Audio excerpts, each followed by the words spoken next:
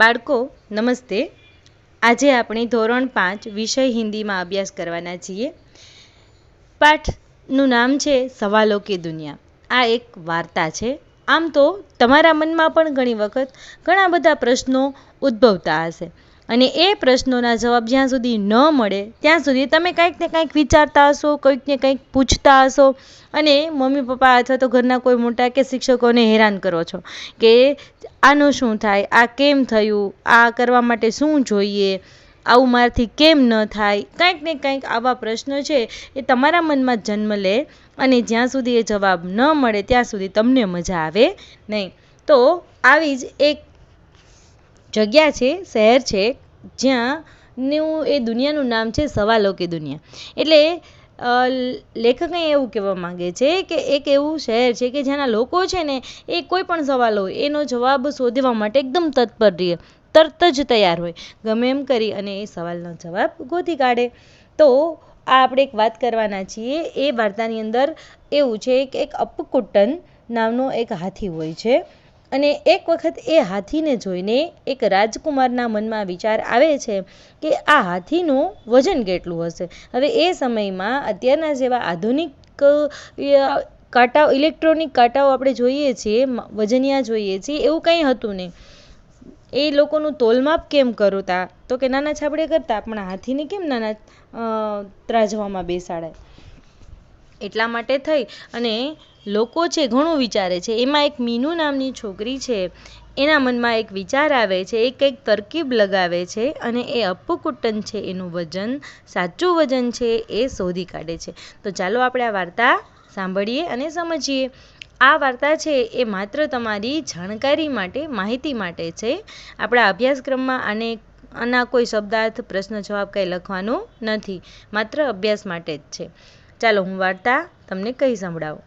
यह कहानी है एक खास जगह की. वहाँ के लोगों में आपस में गहरी दोस्ती थी और सभी लोग खुशहाल थे. वह सवालों की दुनिया थी. किसी सवाल के आते ही लोग उसका जवाब पाने में जुट जाते. कोई सवाल छूट न पाता था जिसका जवाब न मिले. लेकिन एक दिन ऐसा सवाल आया जिसने सब कुछ बदल डाला. लोगों ने कुछ सोचा, बहुत सिर खुजलाया, पर कुछ न सूझा. આ વાત છે સવાલોની દુનિયા, કે જ્યાં એક એવી ખાસ જગ્યા હતી કે જ્યાં લોકો છે એ બધા ખૂબ જ મિત્રતાથી રહેતા હતા અને ખુશહાલ જીવન જીવતા હતા. અને જ્યારે પણ કોઈ સવાલ આવે તો એ સવાલનો જવાબ મેળવવા માટે લાગી જતા હતા. પણ એક વખત એક એવો સવાલ બધાની સામે આવ્યો કે એ સવાલે બધાની જિંદગી બદલી નાખી. મતલબ કંઈક વિચારવા માટે મજબૂર કરી દીધા. બધાએ ખૂબ વિચાર્યું, ખૂબ તર્ક લગાવ્યા, પણ એ સવાલનો જવાબ મળતો જ ન હતો. તો ચાલો જોઈએ કે એ જવાબ શું છે. हुआ यह कि एक बार अप्पुकुट्टन नाश्ता कर रहा था. હવે થયું એવું કે એક વખત અપ્પુકુટ્ટન છે એ નાસ્તો કરી રહ્યો હતો. तभी वहाँ के राजकुमार के दिमाग में एक सवाल बुलबुलाया. ત્યાંનો જે રાજકુમાર છે એના મગજની અંદર એક વિચાર આવ્યો. बुलबुलाया એટલે કે વિચાર આવવો.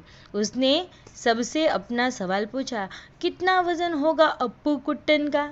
એણે બધાને પ્રશ્ન પૂછ્યો કે અપ્પુકુટ્ટન છે એનું વજન કેટલું હશે. सभी हैरान थे कि यह कैसे पता लगाए. यह कोई छोटा मोटा काम तो था नहीं. जल्दी ही यह सवाल पहुंचने लगा राज दरबार, घरों, सड़कों, खेतों, मैदानों में और सबसे खास लोगों के दिमागों में. वे तौल मशीन पर खड़ा पर अप्पुकुट्टन का वजन क्यों नहीं कर लेते. क्या तराजू नहीं था उनके पास. बड़ा सिर खपाया उन्होंने. હવે ઘણા લોકોએ આ સવાલ છે એ સાંભળ્યો કે રાજદરબારમાં, ઘરોમાં, રોડ ઉપર બેસનારા લોકોમાં, ખેતરોની અંદર, મેદાનમાં રહેતા લોકોમાં અને ખાસ જે બહુ હોશિયાર માણસો હતા એના મગજમાં પણ આ વિચાર સવાલ પહોંચી ગયો કે અપ્પુકુટ્ટનનું વજન કેટલું. બધા એમ કહેતા કે અપ્પુકુટ્ટનનું વજન કરવું કંઈ નાનું મોટું કામ નથી. તો ઘણાને એમ થતું શું કે ત્યારે એવા કોઈ વજનિયા કે ત્રાજવા નહીં હોય કે અપ્પુકુટ્ટનનું વજન થઈ શકે. ઘણાના મનમાં એવો સવાલ ઉત્પન્ન થયો. આમ લોકોએ જાત જાતના મગજના વિચારો કર્યા પણ અંતે કંઈ એનો ઉકેલ આવ્યો નહીં. वे ऐसे लोग भी थे कि जल्द ही हार मान नहीं लेते. इसलिए ખાસ તરાજુ બનાએ ગયે. હવે આ લોકો છે એવા હતા કે જલ્દીથી કોઈ વસ્તુ છે એની હાર પણ માની ન લે, એટલા માટે એના આપુકૂટનનું વજન કરવા માટે થઈ અને ખાસ પ્રકારનું ત્રાજવું બનાવવામાં આવ્યું. લેકિન શું થયું આગળ જોઈએ આપણે કે कुछ तराजू तो अप्पू के लिए छोटे पड़ गए और कुछ अप्पू के एक पैर रखते ही टूट गए तथा कुछ अप्पू के आकार को देखते ही चकरा गए कि हम कैसे वजन करें. હવે કેટલાક લોકો એ ત્રાજવા એવા બનાવ્યા તોય અપ્પુ છે એનો અંદર સમાઈ ન શકે. ઘણા ત્રાજવા તેવા હતા કે અપ્પુ કૂટને એક પગ મૂક્યો ને ભાંગી ગયા, તો ઘણાય તો એનો આકાર જોઈને જ ડરી ગયા કે આ અપ્પુ કૂટનનું વજન કેવી રીતે માપવું, કેવી રીતે આનું वजन करसूं. अब तो आप समझ ही गए होंगे कि यहाँ बात एक हाथी की हो रही है. जी हाँ, अप्पुकुट्टन एक हाथी का नाम है. हाथी भी कोई ऐसा वैसा नहीं, खुशहाल राज्य का खाता पीता विशाल हाथी. सवाल सभी को हैरान करने वाला था. इतने में एक छोटी सी बच्ची मीनू को एक उपाय सूझा और वह जल्द ही चल दी राज दरबार की ओर. હવે તમને સમજાઈ ગયું હશે કે અહીંયા વાત કોની થઈ રહી છે? વાત થઈ રહી છે એક અપ્પુકૂટન નામના હાથીની. અને આ હાથી છે એ કોઈ જેવો તેવો હાથી ન હતો, પણ રાજ્ય એકદમ ખુશાલ હતું.